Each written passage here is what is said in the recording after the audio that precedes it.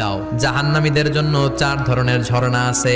একটার নাম হলো হামিম মানে ফুটন্ত গরম পানির ঝর্ণা, 2 নম্বরে হলো গসাক মানে বমি, 3 নম্বরে হলো গিসলিন দুর্গন্ধযুক্ত রক্ত আর পুজ, 4 নম্বরে হচ্ছে মোহল পোড়া তেল। খা, দাউ দাউ করে এগুলো থেকে আগুন জ্বলবে, তৃষ্ণার চোটে এগুলোই খেতে চাইবে।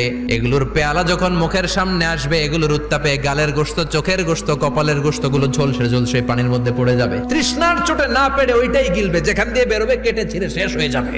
দিস ইজ জাহান্নাম। আমরা এই জাহান্নাম থেকে পানাহা চাই, চিল্লায় বলেন ঠিক কিনা?